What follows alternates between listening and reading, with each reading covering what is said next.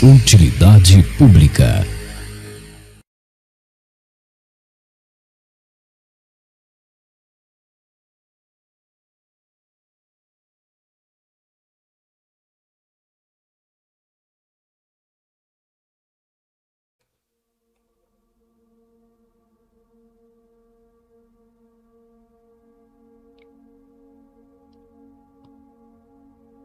Aqui no Rio de Janeiro, na Barra da Tijuca, ao que tudo indica, lá pela região da Barra Olímpica, dos condomínios Península e Rio 2, um sujeito encerrou a própria existência saltando do terraço de um daqueles edifícios residenciais de 12 a 14 andares, mais ou menos. Uma cena terrível, dantesca, apavorante. Ele usava a camisa do Vasco, saudoso e conturbado time de futebol carioca. Seu olhar vidrado estava fixado no céu, parado, assim como todo o seu corpo, sua boca levemente aberta. Sua feição estava levemente deformada, já que os ossos do rosto estavam fraturados por dentro da pele, que por sorte não se rompeu na frente, embora atrás seu crânio estivesse totalmente afundado. Em volta, pedaços de ossos, miolos e vísceras que vazaram de seu abdômen que rompeu. Aparentava ter entre 30 e poucos e 40 e poucos anos. Talvez mais um pouco, ou talvez até menos. Um homem. Há algumas décadas atrás, esse cara nasceu. Talvez seus pais tenham ficado emocionados, lágrimas de felicidade em seus rostos, vendo aquele bebê. Depois vieram as brigas, lógico, e as reconciliações. Uma vida de lutas, desafios, problemas, amores, que se resumiu nesse final dele, estourando no chão de concreto, pulando do 14º andar de um prédio na Barra da Tijuca com a camisa do Vascão. Sua vida vai daquele momento lindo de amor e ternura que deve ter sido seu nascimento, de sonhos e planos, da ideia de um futuro em aberto, um futuro cheio de possibilidades, para esse saco de carne estourado, com miolos e tripas e sangue e fezes ali no chão duro e sujo do condomínio, sendo perscrutado pelos olhos e câmeras curiosas. Que dó, quanta tristeza. A vida é uma piada, e nós somos aqueles que estão sendo zoados. A vida ri de nós. Ela não tá rindo conosco. Somos as vítimas da piada maldosa e o melhor que fazemos é dançar para esse tirano insano rir por algumas décadas. Depois começamos a apodrecer por dentro e nos tornamos inúteis ao tirano. Uns vão mais cedo, outros mais tarde, a maioria não vai por conta própria, alguns vão por vontade própria, mas no final das contas a vida continua rindo. Ela só faz rir, é uma maníaca.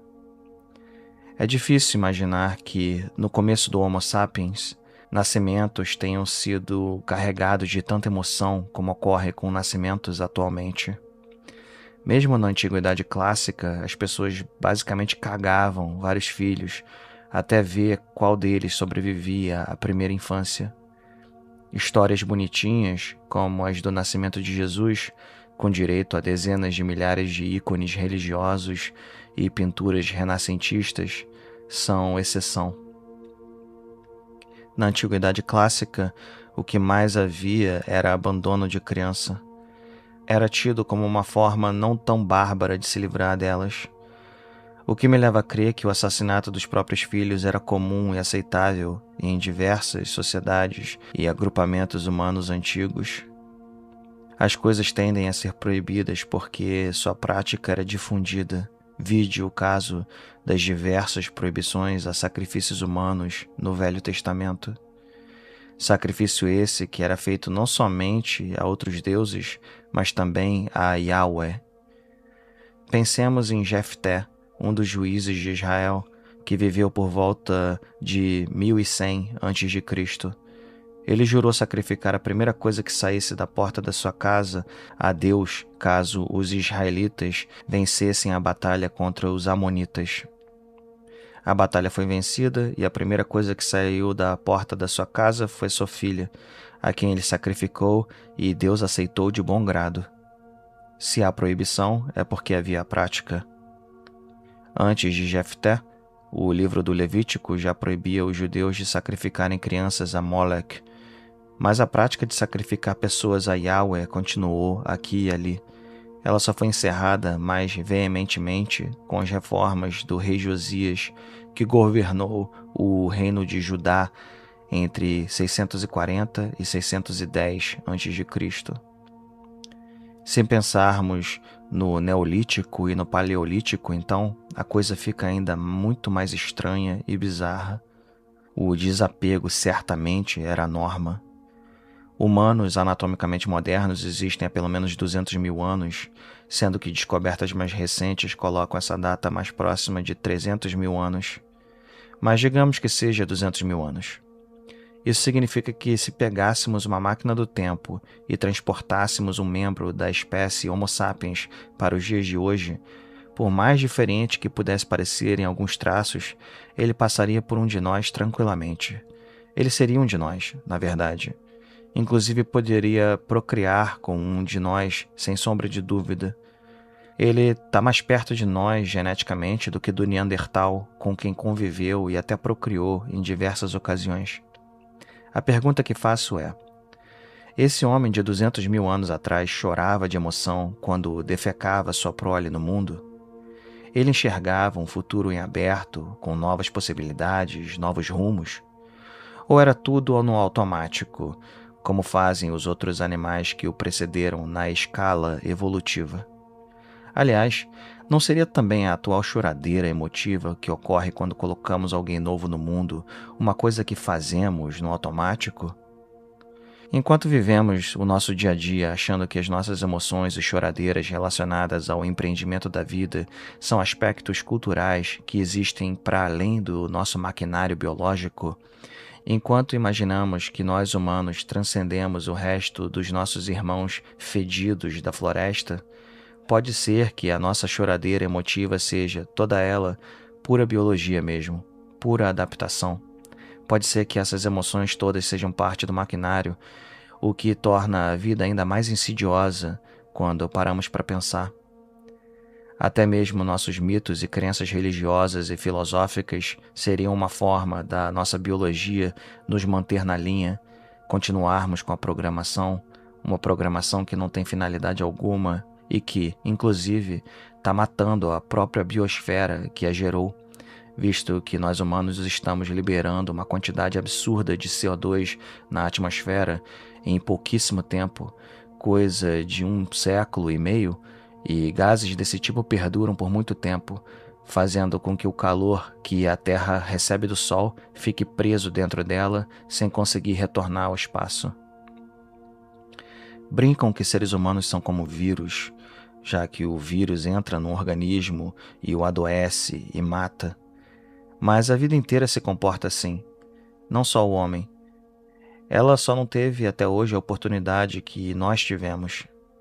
Acreditar que só nós somos malvados, enquanto que o resto dos nossos irmãos do reino animal não possuem dentro de si o mesmo potencial para a destruição, é um tanto quanto risível para mim. Não falo isso para absolver o humano, nada disso. Digo isso apenas porque eu não gosto de idealismos. Há um quê de falácia de petição de princípio quando alguém defende uma dicotomia radical entre o ser humano e o resto do mundo natural.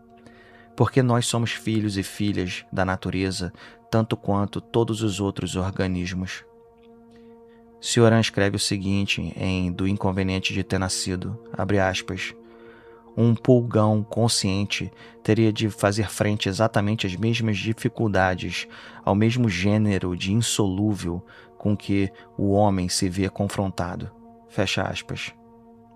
Eu vou além de Cioran.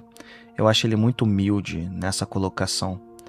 A meu ver, se você desse às drosófilas inteligência e autoconsciência suficientes, elas não apenas enfrentariam as mesmas dificuldades existenciais e filosóficas do homem, como elas também acabariam provavelmente acumulando conhecimento e se desenvolvendo a ponto de ameaçar a biosfera, assim como a nossa espécie fez e faz com o planeta Terra. A vida é um maquinário de aceleração da entropia disfarçada de mecânica que nega a entropia, enquanto que, localmente, no tempo e no espaço, parece que os seres vivos se organizam, acumulam energia para realizar trabalho e, portanto, negam a entropia. No geral, dado prazos de tempo suficiente, somos como cupins que destroem as vigas de madeira da casa onde vivem. Ou não. Pode muito bem ser que a vida seja mesmo esse milagre do acaso, ou até mesmo, o que seria muito pior, um milagre de fato, algo quase que sobrenatural ou panpsiquista, o que dá no mesmo. Nada disso mudaria o horror ao qual ela submete os seus incontáveis filhos. Só mesmo os teólogos e filósofos que propuseram teodiceias é que acreditam que um propósito maior justificaria tudo isso pelo qual passamos ao ponto de fazer tudo ficar bem. E é aqui que eu acho que Schopenhauer pecou feio na sua filosofia. Ele fiou demais o seu pessimismo na ideia de que o mundo poderia não ter existido. Essa não é a única justificativa para o seu pessimismo, ele também alude às assimetrias entre estados positivos e negativos, mas um dos seus pontos centrais é justamente que a vontade cósmica poderia não ter engendrado esse mundo tão terrível que ela poderia ter simplesmente ficado na vontade, para usar uma expressão escrotíssima da nossa linguagem comum. Schopenhauer torna a noção de que o mundo não precisava ter existido em algo central, o que faz com que, caso fosse demonstrado que o mundo é necessário, então sua rejeição do mundo cairia por terra. Foi tolice de Schopenhauer. As desgraças e a dor em si bastam para condenar o mundo, independentemente se há alguma força maior, alguma força cósmica racional que as demanda. Volto aqui ao personagem de Ivan Karamazov, do livro Os Irmãos Karamazov, que já trouxe outras vezes e continuarei trazendo. Ivan diz para o seu irmão mais novo, o noviço Alyosha, que as desgraças do mundo jamais poderiam ser justificadas num paraíso maravilhoso vindouro e que ele respeitosamente devolve o bilhete da existência para Deus. Eu concordo, e digo mais, a condição desgraçada enfrentada pela senciência no mundo é menos ainda justificada pelo mundo em si. De certa maneira, é ainda mais tolo achar que o mundo em si justifica essa condição desgraçada do que é acreditar num paraíso após a morte que justificará o mundo depois que sairmos dele.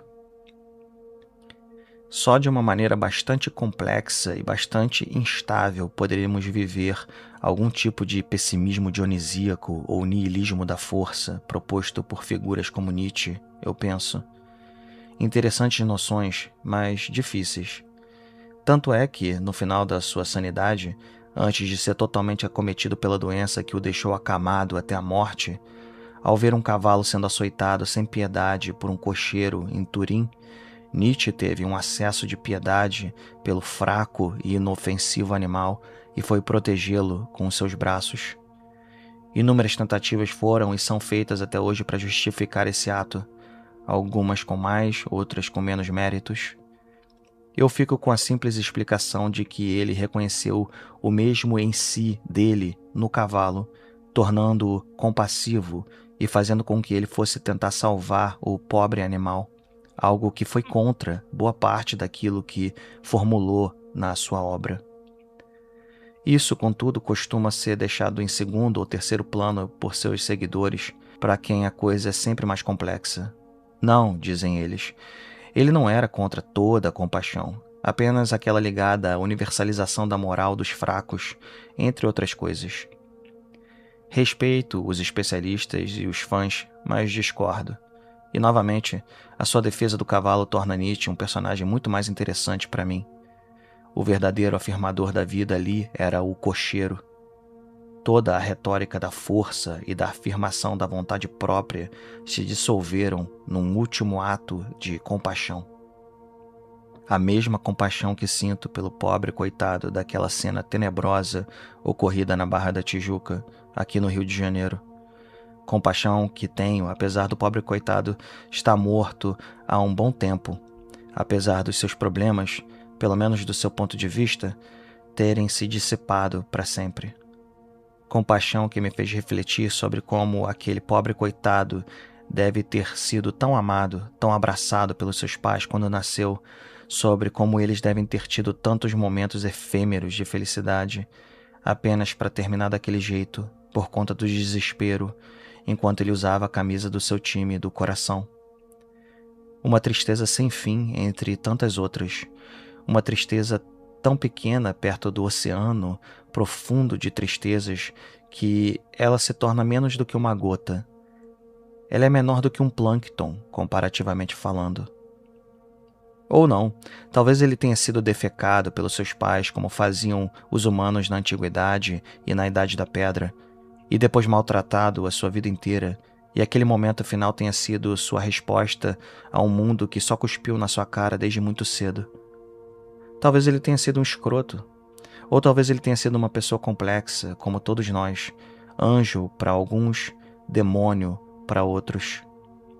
De qualquer forma, tenha sido ele amado ou não, espero que ele tenha conseguido encontrar a paz verdadeira agora, deixando de existir como aquele indivíduo e tendo sua consciência evaporado com a morte e decomposição do seu sistema nervoso. Maldita vida. Para encerrar, acho interessante trazer uma informação inusitada. No artigo sobre figuras de linguagem da Wikipedia em português, na seção sobre disfemismo, um tipo de eufemismo que consiste em utilizar uma expressão chula para atenuar humoristicamente um acontecimento terrível, o exemplo que utilizaram é literalmente o seguinte: ele foi jogar no Vasco, entre parênteses, morreu. Pois é, meus senhores. No longo prazo, todas as espécies que existiram e foram extintas jogaram no Vasco, assim como nós que existimos e um dia deixaremos de existir, assinamos contrato para jogar no Vasco. Vasco deixou de ser um explorador português e deixou de ser um time de futebol. Ele se tornou um símbolo existencial metafísico, não só da condição humana, mas de toda a vida no universo. Nós estamos todos na fila para jogar no Vasco e não há nenhuma possibilidade de escaparmos. Mas, sinceramente, chegar lá no Vasco, digo, na morte, não é a pior coisa do mundo. É o desenlace do nó que foi atado quando nos geraram. É a libertação total do eu, o fim eterno do maior dos pesos, que é a imposição da vida. O inferno seria a vida eterna. O nada que virá depois, o Vasco, é o verdadeiro nirvana, o verdadeiro paraíso.